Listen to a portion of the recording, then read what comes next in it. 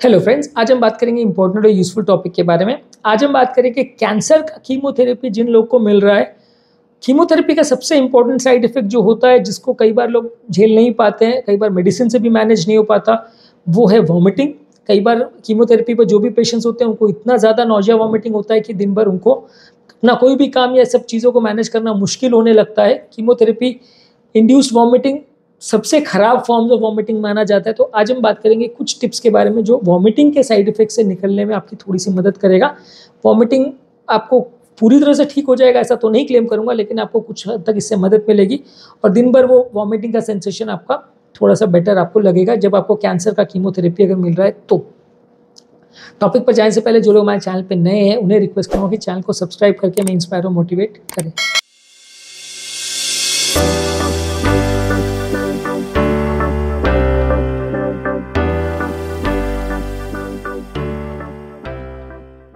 सबसे पहले तो इम्पोर्टेंट चीज़ है कि आपके हेल्थ केयर प्रोवाइडर के साथ डिस्कस कीजिए आपको कौन सी कीमोथेरेपी हो रही है, किससे सबसे ज़्यादा आपका वॉमिटिंग होता है, किससे आपको सबसे ज़्यादा उल्टी का चांस लगता है, उस चीज़ के बारे में आपके डॉक्टर के साथ डिस्कस करिए।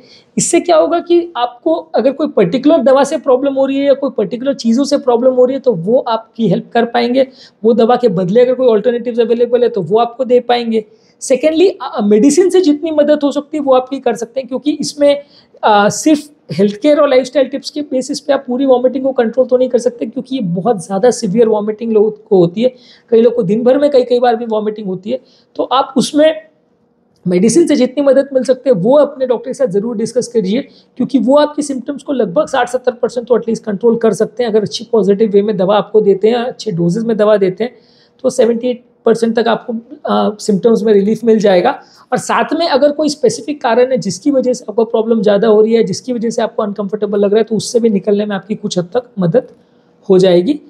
इसके अलावा हाइड्रेशन को प्रॉपरली मेंटेन करिए। जो लोग डिहाइड्रेटेड रहते हैं उनको वॉमिटिंग ज़्यादा होता है। वॉमिटिंग इंड्यूस्ड डिहाइड्रेशन वैसे भी बीपी को कम करता है, किडनी को डैमेज करता है और आपकी ओवरऑल हेल्थ को नुकसान करता है। तो अगर आपको वॉमिटिंग हो रही है तो हाइड्रेशन को मेंटेन करिए। आप उसके लिए ज़्यादा से ज़्यादा मात्रा में पानी पी सकते हैं, जूसेस ले सकते हैं, स्मूदी ले सकते हैं, ड्रिंक्स बेवरेजेस ले सकते हैं, पर बहुत ज़्यादा शुगर कंटेनिंग ड्रिंक्स या बहुत ज़्यादा चाय कॉफ़ी या सोडा को अवॉइड कीजिए। आप ज़्यादा ब्लैंड ड्रिंक्स लेंगे तो ज़्यादा अच्छा है, ज़्यादा फ्रूट जूसेस वगैरह लेंगे तो ज़्यादा अच्छा है।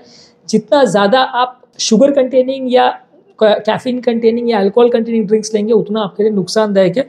वो आपकी प्रॉब्लम्स को उल्टा बढ़ा देगा। तो पानी ले सकते हैं, हर्बल टी ले सकते हैं, कोई सूप या इनका ब्रॉथ वगैरह ले सकते हैं। और एक बार में बहुत ज़्यादा पानी पीने के बदले आप थोड़ा थोड़ा अमाउंट में धीरे धीरे करके दिन भर अगर पानी पिए, बार बार अगर पानी पिए तो वो ज़्यादा अच्छा है। आपको वॉमिटिंग का सेंसेशन कम होगा। हाइड्रेशन मेंटेन करने के लिए आप आइस क्यूब्स भी मुंह में या कुछ पॉप्सिकल्स या इस तरह की चीज़ें जिससे थोड़ा आपको हाइड्रेशन मेंटेन होता है, वो भी चीज़ों को आप मुंह में रखेंगे तो उससे भी मुंह थोड़ा गीला रहेगा, तो आपको वॉमिट का सेंसेशन थोड़ा कम लगेगा। नेक्स्ट है कि खाने को भी बहुत बल्क में एक बार में बहुत ज़्यादा मत खाइए। कई बार क्या होता है कि बहुत ज़्यादा बल्क में अगर आप खाना को खाते हैं तो उससे भी वॉमिटिंग ज़्यादा लगता है। छोटे छोटे फ्रीक्वेंट मील्स अगर आप उस वे में खाने को अगर डिवाइड करते हैं तो आपको कंपैरेटिवली वॉमिटिंग का सेंसेशन कम होगा।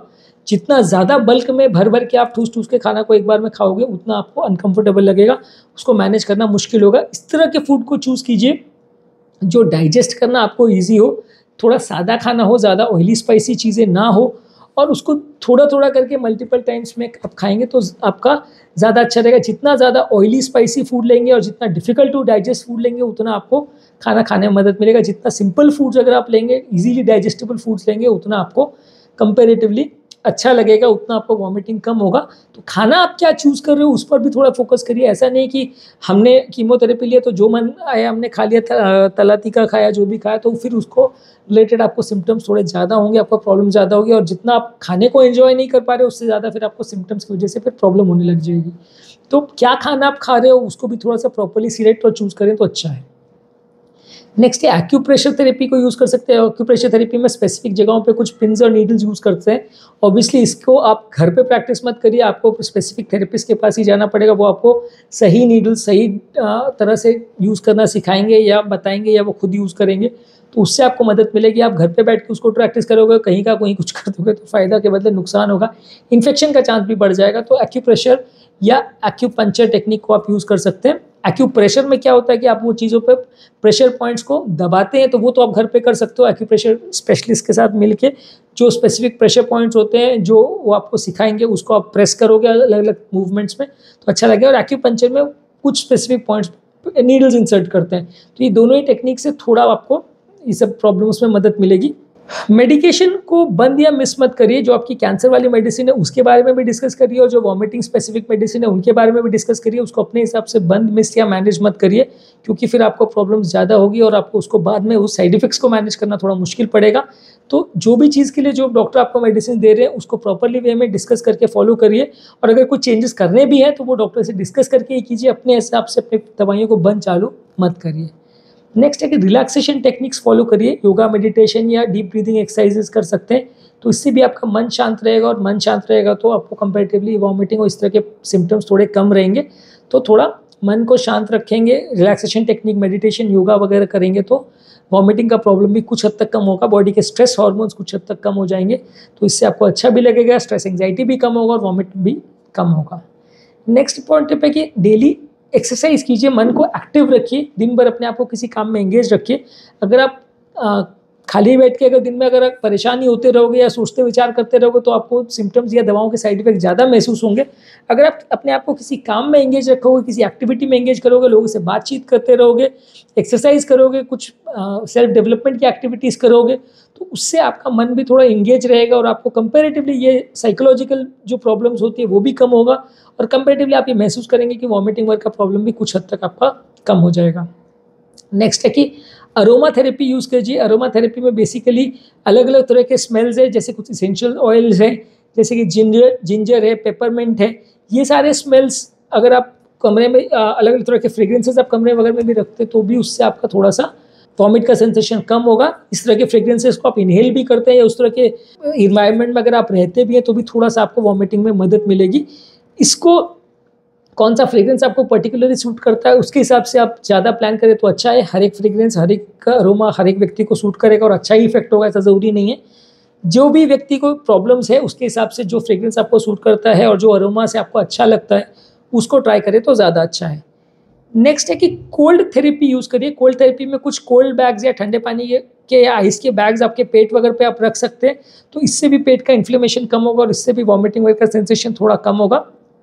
कोल्ड कंप्रेस या आइस पैक्स को अगर आप दिन भर में 3-4 बार कुछ देर के लिए भी अगर पेट में रखते हैं, या अगर आप तौलियों को पानी में या ठंडे पानी में भिगा करके अगर पेट में रखते हैं, तो इससे आपका कंपैरेटिवली थोड़ा आपका नोजिया वॉमिटिंग कम होगा।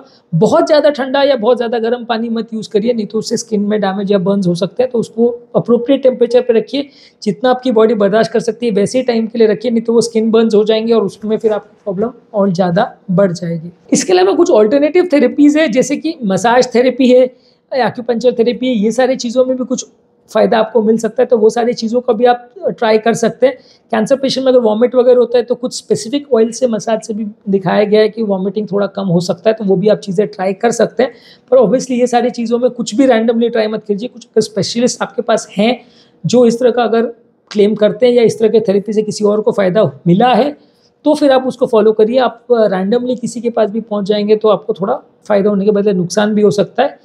और सेल्फ हेल्प या सपोर्ट ग्रुप्स बनाइए। आपके दूसरे आसपास में जो या आपके डॉक्टर के पास जो दूसरे कैंसर पेशेंट्स हैं उनसे थोड़ा डिस्कस करिए, वो क्या चीज़ों को फॉलो करते हैं, क्या चीज़ों से उनको अच्छा लगता है, उनसे थोड़ा डिस्कस करेंगे। ग्रुप्स बना के आपस में डिस्कस करेंगे तो कई बार डॉक्टर्स से जो आपको इन्फॉर्मेशन मिलती है उससे ज़्यादा आपको मदद मिल पाएगी।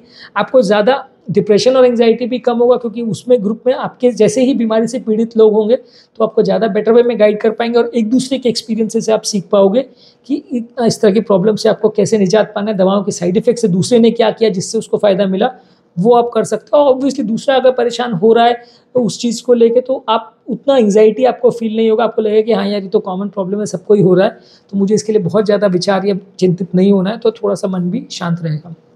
तो आज के टॉपिक में हमने बात की कीमोथेरेपी इंड्यूस्ड किसी को अगर वॉमिट हो रहा है तो क्या क्या चीज़ें फॉलो करनी चाहिए जिससे उनका वॉमिट का प्रॉब्लम कम होगा। जो लोग हमारे चैनल पे नए हैं उन्हें रिक्वेस्ट करूँगा कि चैनल को सब्सक्राइब करें। ऐसा करने से चैनल को कंटिन्यू करने के लिए हमें मोटिवेशन और इंस्पिरेशन मिलती है। जब भी हम कोई नया कंटेंट अपलोड करते हैं उसका नोटिफिकेशन आपको मिल जाता है। जो लोग हमारे चैनल पे बहुत डिटेल कंटेंट नहीं चाहते उनके लिए रेगुलर बेसिस पे हम यूट्यूब शॉर्ट्स में सारे टॉपिक का 1 मिनट में समरी आपको देते हैं। सेम कंटेंट हम फेसबुक और इंस्टाग्राम में भी रील्स में अपलोड कर रहे हैं, तो ये कंटेंट आप खुद भी देख सकते हैं और सोशल मीडिया ग्रुप्स में फ्रेंड्स, फैमिली और रिलेटिव्स के साथ शेयर कर सकते हैं ताकि सबकी मदद हो सके।